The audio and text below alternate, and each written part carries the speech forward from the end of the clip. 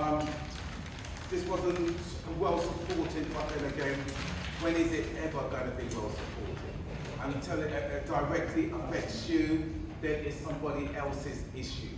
But let me tell you this, a lot of the issues that we're going through in the black community stems from systemic racism in the establishment. And even though some people may have done well economically, financially, and some have gone rich and switch, the trouble is you can't get away from this because they'll come back to fight you in other ways. Maybe your child is not involved, but some other child may just affect your child or your household. Because we don't, huh?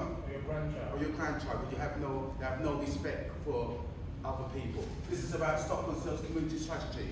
And again, as I said, because it's something that all my life I've been affected. At the age of 16, I got my first criminal conviction on something called the sus law. That's stealing from person or person unknown. That means there was no criminal intent that was done. It was just a police officer who just took a dislike to me and decided to arrest me to say that I was about to steal a purse from a woman who was walking in front of me. Not I stole one, I was about to. And he got his colleague to go to the magistrate and saying that this was what my intention was. And based on that, I got sent to a youth detention centre for 6 weeks. For the next 15 years, I became that nightmare in my community, where I met up some other young men who was violated, and we just came out and we just terrorised communities. But the difference back in the days, we would never rob a black person because we were too afraid that they might meet up the parents in the church or somewhere, some gathering.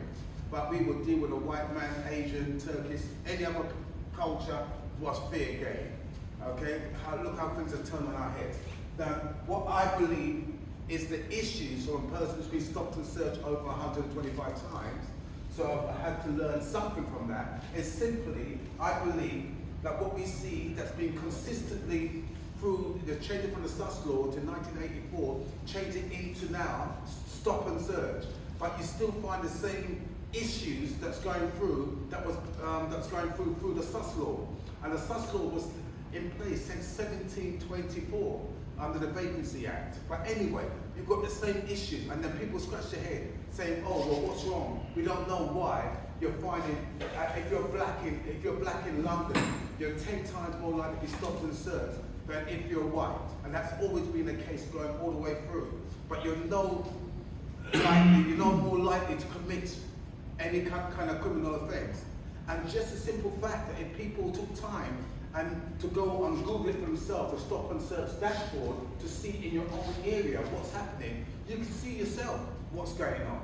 And quite clearly, if 80% of their stop and search each month lead to no further action, that is saying to you, wow, something can't be quite right. Because if they were professional the way they do it, it won't lead to so much people being what we call being stopped and scarred. Okay? Because let me tell you something, because once you come across a bad experience and you see in childhood, and it gets in your head, it stays in your head, and it manifests itself. The only thing that we do as mentors and people of community who try to make a difference is try to give them the tools to deal with the fallout more effectively. This is where it's at. So this is what I'm seeing is the issues around, the core issues around stop and search is reducing the racial disproportionality. That's just saying that if you're 7 times, 8 times, 10 times more likely to be stopped and searched, right? Promoting know your rights to the community, because and even though that's something I do effectively, I go into community centres, I go to schools, and I go on the front line. This is how I reach the Mandem. Because the Mandem, when you see 10 men on the road, and most of us will cross the road when we see them hoodie and they're going on and carrying on. But I go and approach them with my card and say, guys, do you know what your rights are around stop and search? He said, what do you mean, big man? I said, I want my case against the police. They pay me out 22,000. What? They pay you money? Let me tell you about my situation. And every one of them has got a story where they've been violated and they're just accepted being violated. Well, that's how it is. You understand? But I show them ways that they can get in touch with me and I can give them necessary support, not only through me as an advocate, but also through lawyers and other professional people that they can reach out to. Because let me tell you this much here, if they're going to keep on being violated, like I did, I went and violated some other vulnerable people. That's what we do. One day you're going to wake up and say, I had enough of this. Go in the kitchen, pick up a knife, put it down your trousers, drop my trousers down this below my bottom, right? And then I'm good to go with the Mandem what now, man? You know what I mean? What a bad man. You know what I mean? So what? Everything's what? You understand? That kind of attitude. So just to say, to go on to here, another thing that we need to do is holding police to account, responding to the viral stop and search social media videos. You've seen it, where the police run up 15, 16-year-old girl who they said that was accused of stealing in King's Cross a sandwich from W.H. Smith, right? She never did that. 16 years old, they come up and they rough her up, handcuff her, you know, and the girl's showing all the things out of doors. Where is the safekeeping of children? We see that when they go to the school and they're on patrol and they're beating up a school child in uniform, punching him up. But what happens if we did that in our profession? We go straight to, we lose our job and go straight to jail. How comes the police then have an investigation? And what investigation? The police is still in his job.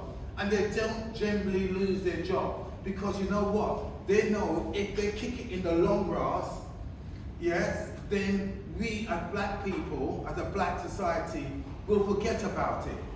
You try to do that to a Jewish child. You try to do that to an Asian child. They're not going to forget about it. They're going to hold them to account. But a black person, we will go out there tomorrow and we will demonstrate. But next week, we forget about it. And this is what we are seeing has been happening too often in our community. We don't follow things through to bring about change. So that means that we have to have a way of responding back to that in a more constructive and purposeful way. Okay, not just to let it slide. Okay, because you always, the first thing you see on the social media, anytime, because it happened last week, where a 13-year-old boy got punched in the face, punched up and strangled, and they said, oh, because he was suspected to have a 9-inch knife on him. He didn't. He had an Afro comb on him. But nonetheless, the simple fact is, the police federation will jump up and say, where? You guys don't know anything. You're just hearing, look at the social media, mistruth, lies.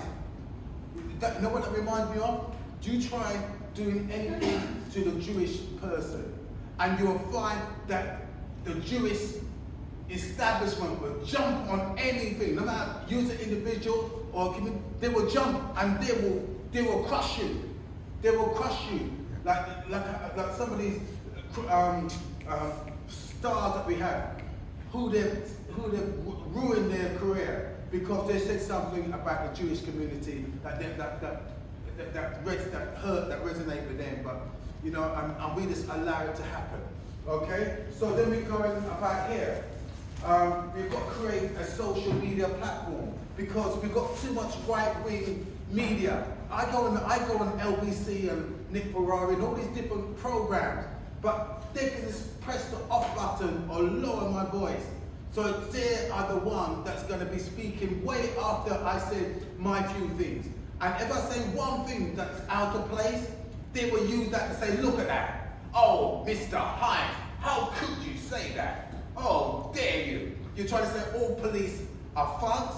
No, but if senior police are saying that we have the biggest gang, what is that telling you? That's telling you they're not looking at a police service, they're looking at it like a police force, right? And don't get me wrong, they are absolutely right. When you come to the rich part of the borough, it's a police service. When you get to the poor part, it's a police force. Yeah. When you look at the stop and search figures, 90% is done in the poor area, 10% is in the rich area. Because what they're saying, well, We can smell weed, but we can't smell cocaine. So what do you expect us to do? Do you understand? But yet, the drug of choice by the majority of people in this country is cocaine, and they're white people, right? So they should be having a system in place where they can detect that, because that's Class A, but yet they're going to use Class B to criminalize our young people. Yeah. Not only about having something of personal possession, but just the smell of it. So if I smoke a weed around anybody, and you guys go out there and they smell weed on you, they can stop and search you. Okay? And they want to know where you've been. And if you don't know what your rights are, you will give up all your rights. You'll give up your name, your address, your date of birth, things that you don't need to give. And I'm not saying that, oh, you've got nothing to hide, then why don't you give it up? That's what a lot of the victims, people who have been murdered, when they get a mother to come and talk, the mother will say, we need more stop and search. But they have, when I'm on the ground, I don't see those mothers. I don't see them. But yet, they become spokesperson for the advocates of stop and search. And they get all the funding, they get most of the funding, and they continue with that madness, not realizing simply, let's examine the evidence. If every month they're taking out, like in Harringay for example, they find between 6 and 8 weapons, like knives or guns, but they might stop 1,000 people. That is a low return for me, okay? When we've got people like myself and Farron Paul, who goes out there and take out more knives in a week than the police take out in a month.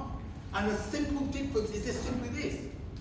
When the police take a knife from a youngster, the youngster will go back, as soon as he come out of the police station, will pick up another knife. Because it's about, he doesn't feel safe. I'm not going to be going down to another area where another Mandem could just jump on me and rob me or violate me. I'm going to go with my teams, right? But when we take it off the young people and work with them, they're less likely to pick up another knife because we're dealing with an underlying issue. Okay, so I'm just going to go through this here. As I say, there's things out there on the dashboard that you can see. Evidence monthly weapon confiscation. So what we're saying is, the police are always saying how effective they are at taking knives and guns off our streets.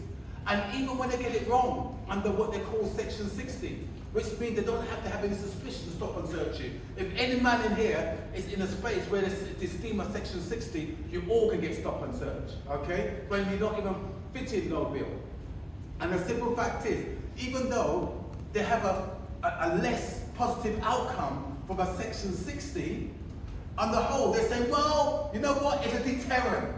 How can you measure a deterrent? So which way you gonna want it? Do you either want it to get knives and guns off our streets? Or do you want it to say, you can deter? But how are you deterring us? When you look at it, it's like anything else. When you see these radical people, like in a Muslim, they don't, even though you've got these terrorism and there's a lot of Muslims that are tied to it, you don't see the police stop and search them on the streets. Exactly. You see MI5, MI6 that will get all the intelligence and go to their yards. Do you understand? But why is it that they still come and they think that they can rock up on black men and just do as they please? Can we bring it to a close? Jeez, don't get me started. Fire! Yes! Anyway, get him a drink. It's because what we find is that people like myself have all the passion, but very little. We're not resourced. But the simple thing is, I am resourceful. This is why I keep coming back at them. You know, they try to drown me like they don't realize I'm like a rubber ball. I will bounce up somewhere, right? I come stronger, and bigger, and tougher, and in your face. You know what I'm saying? I don't know how to lose. I don't know what it's like to be a victim because I've been a perpetrator for most of my life. It's only now I tweak it to help other vulnerable people. On the solutions part now. Jeez! Woo. Yes. Right. Social media plays a big part. Okay? We need weekly podcasts, Twitter, Zoom session, Instagram. Need all those sort of things to build up those numbers. We need some of these celebrities to come on board and endorse what we need to do so that we can start this revolution happening. Simply speaking, working with the family unit, because stop and serve is not just about stop and serve. It's also about knife crime. It's also about the Mandem running up on each other, the gangs, the county line. If we can, you bring that all encompassed in the same thing that we're pushing out there. It can't be just about stop and serve. It's got to be wider to tackle the other issues we have. Elders stepping into hotspot areas, stopping confrontation turning to violence. We do this. We go to McDonald's, we sit down, we see the kids come out, when they want to go and fight one another, we step in and say, no, allow it. Because how many of us have been to school and when you hear it's a fight, you all calm down. Say, yes, fight, fight, fight, fight. But nobody's there to really de-escalate until someone like me come along and pick you up and say, no, not today. Right? We need more people, interventionists, to do that. Training youngsters to de-escalate and de-escalate techniques, and also in know your rights, because peer mentoring and peer talking will be effective because they use their own language, peculiar language, to let each other know what it is. And just because you know your rights, let me tell you this, just because you know your rights, don't mean that the police won't violate you. They violate me, and I'm an expert, but you're not under the process. So what I do, what I tell them, comply, right? Because then if you try to struggle, they're going to use whatever force. And then even me, they're handcuffing you, to beat you up. Ken, time. Think about time, please. Yeah, yes, it's coming. It's just 2 minutes there. Don't worry. I know how nervous you can be, but don't worry. I'm there. That's what happens when you give a post up new platform. Nobody's on a Rolling Stone platform, they get the security to get me off. So anyway, I'm coming to pick you up.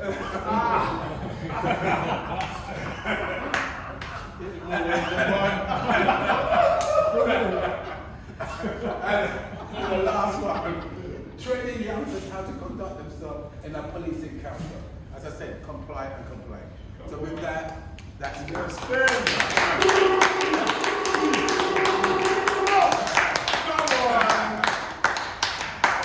Wow. Okay. Thank you.